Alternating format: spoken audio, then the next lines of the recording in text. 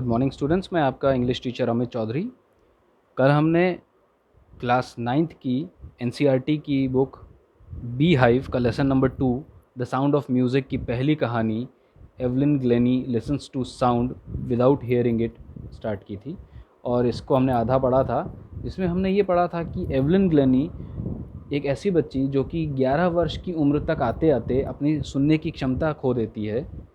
उसका संगीत में बहुत रुचि है और संगीत में उसकी इस रुचि को हर कोई हतोत्साहित करता है, लेकिन एक ताल वादक रॉन फॉब्स, एक परकशनिस्ट रॉन फॉब्स जो ताल वाद्य यंत्रों के माहिर थे, उन्होंने केवल एवलिन ग्लेनी को प्रोत्साहित किया आगे बढ़ने के लिए और उसको कहा कि जो ताल वाद्य है, इसकी जो संगीत की आवाज़ है, जो ड्रम उसने सेट किए थे दो उसके लिए, उस संगीत की आवाज़ को उसने कहा कि कानों से ना सुनकर कोई अन्य ज़रिया निकाले, अन्य तरीका निकाले उसकी आवाज़ को अपने शरीर, अपने दिमाग तक पहुंचाने के लिए।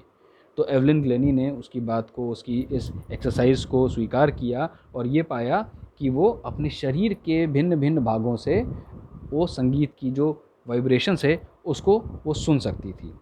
तो इसी प्रकार से संगीत को बहरे होने के बावजूद, बधिर होने के बावजूद उसने संगीत को सुना, अपने शरीर के अंगों के द्वारा सुना और इस लेवल तक सुना कि इंग्लैंड की जो राजधानी है लंदन, वहाँ पर रॉयल एकेडमी ऑफ म्यूज़िक में 3 वर्ष के पाठ्यक्रम में, जो संगीत का ही पाठ्यक्रम था, इसमें एवलिन ग्लेनी ने सबसे ज़्यादा स्कोर भी अर्जित किए और जितने भी टॉप अवार्ड्स थे वहाँ पर, जितने भी उच्च पुरस्कार होते थे, उस सब पर उसने अपना कब्ज़ा जमाया और एक सिक्योर कर ली अपनी एक हाई पोजीशन और सर्वोच्च श्रेणी की वो मल्टी परकशनिस्ट, मतलब कई प्रकार के लगभग 1000 से ज़्यादा ताल वाद्य यंत्रों वाले वो म्यूज़िकल इंस्ट्रूमेंट बजा सकती थी और उसमें वो माहिर हो गई थी।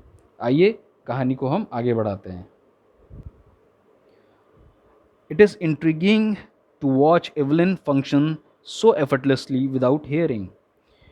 कहा जाता है कि एवलिन ग्लेनी जो सुन नहीं पाती थी, लेकिन जब वो म्यूज़िक बजाती थी तो ऐसा लगता ही नहीं था कि वो म्यूज़िक बजाने में बहुत उसको कष्ट हो रहा हो। वो बड़े आराम से म्यूज़िक बजाती थी। एफर्टलेसली का मतलब ऐसा लग ही नहीं रहा था कि उसने बड़ा कष्ट झेला हो इसको करने में। बड़े आराम से, बड़ी सरलता से वो म्यूज़िक बजाती थी और उसको म्यूज़िक बजाता देखना अपने आप में एक कौतूहल का विषय होता था। In our 2 hour discussion she never missed a word, और हमारे 2 घंटे की चर्चा में उसने कोई भी शब्द मिस नहीं किया। हर एक एक शब्द को उसने सुना, वो सारे शब्द उस तक पहुँचे। Men with bushy beards give me trouble, she laughed, और हंसकर वो ये बताती है कि जो दाढ़ी वाले लोग होते हैं ना, जिनकी दाढ़ी बहुत ज़्यादा घनी होती है, केवल उन्हीं से उसको कष्ट होता है। क्यों?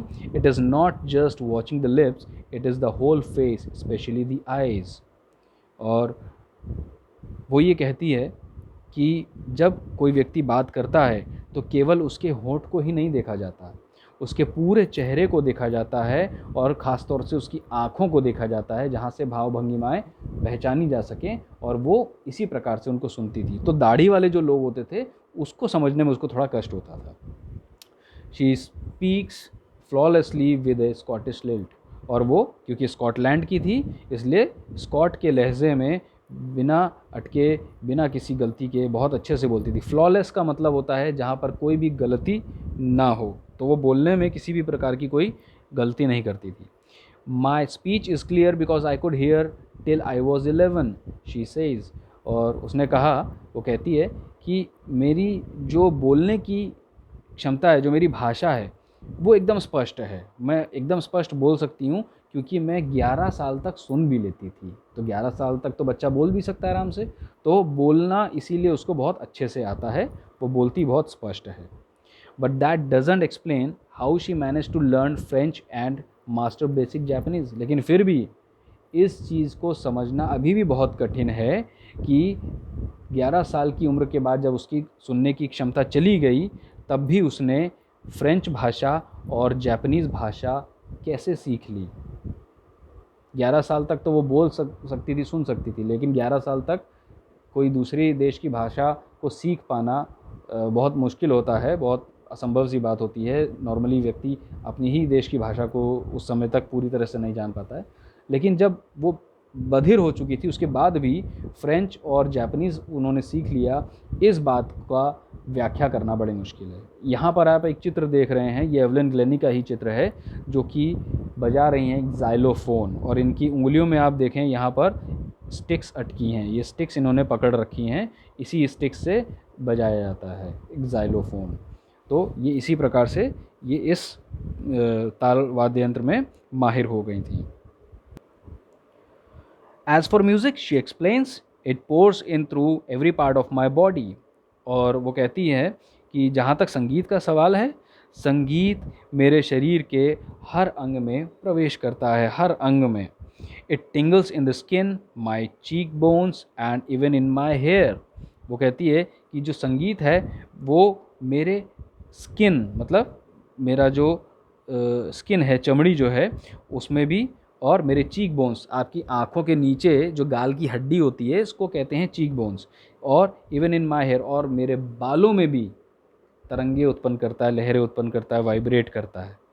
तो संगीत उसको शरीर के हर भाग में एहसास होता है उसका। When she plays the xylophone, she can sense the sound passing up the stick into her fingertips. हमने एक फ़ोटो देखी थी जहाँ पर वो उंगलियों के बीच में स्टिक्स को पकड़े हुए हैं, तो वो ज़ाइलोफ़ोन बजा रही हैं। तो ज़ाइलोफ़ोन में जब वो जो उनकी स्टिक है उससे होते हुए, उनकी उंगलियों से होते हुए वो संगीत उनके शरीर में प्रवेश करता है, तब वो उस संगीत को सुनती हैं, उस संगीत का एहसास करती है। कानों से तो वो सुन ही नहीं सकती। By leaning against the drums, she can feel the resonance flowing into her body.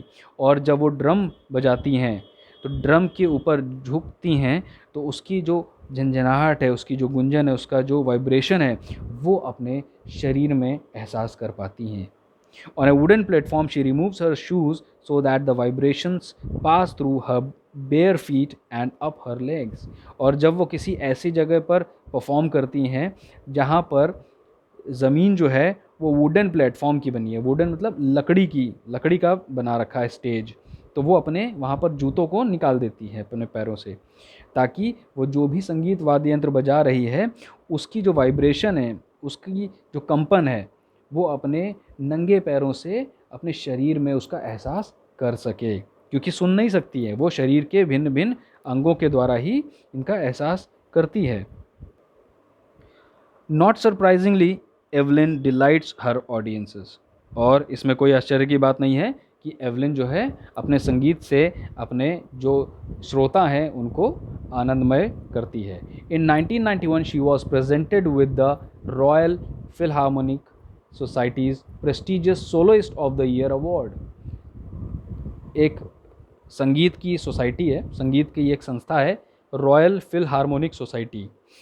इसका एक बहुत ही प्रतिष्ठित उसको पुरस्कार भी मिला था 1991 सन 1991 में। वो अवार्ड था soloist of the year award, मतलब एकल वादक वाला, मतलब जो अकेले परफॉर्म करते हैं स्टेज पर, अकेले ही वो जो संगीत बजा रहे हैं, पूरे ग्रुप के साथ ना बजाकर, टीम के साथ ना बजाकर, जो अकेले बजाते हैं, उसका उनको अवार्ड मिला था 1991 में। Soloist of the year award 91 में मिला रॉयल फिलहार्मोनिक सोसाइटी के द्वारा। Says master percussionist James blade. James blades एक जो है ये भी एक ताल वाद्य यंत्र बजाने में माहिर व्यक्ति हैं, एक संगीतज्ञ हैं। इन्होंने कहा है, God may have taken her hearing but he has given her back something extra ordinary. कि ईश्वर ने भले ही सुनने की क्षमता एवलिन ग्लेनी से छीन ली हो, लेकिन उसके बदले में ईश्वर ने उसको बहुत ही असाधारण सी चीज़ दी है। एक्स्ट्रा ऑर्डिनरी, साधारण से जो अलग हो, असाधारण सी चीज़ उसको ईश्वर ने प्रदान की है। What we hear she feels, जो चीज़ हम सुनते हैं वो एवलिन उसका एहसास कर लेती है, far more deeply than any of us, और हमसे कहीं ज़्यादा अलग, कहीं ज़्यादा गहराई से उसका वो एहसास कर लेती है। That is why she expresses music so beautifully. और इसी वजह से वो संगीत को जो है बहुत ही सुंदरता से अभिव्यक्त भी कर पाती है अपने वाद्य यंत्रों के द्वारा, क्योंकि वो सुनती नहीं है, वो पूरे शरीर में उसका संगीत का एहसास करती है, उसकी अनुभूति करती है। Evelyn confesses that she is something of a workaholic. Evelyn इस बात को स्वीकार करती है कि वो एक वर्कaholic है। वर्कaholic मतलब जो हमेशा काम में जुटा रहे, हमेशा काम में डूबा रहने वाला व्यक्ति। तो वो स्वीकार करती है कि वो हमेशा काम में डूबी रहती है। I just got to work, और वो कहती है मुझे बस काम करना है।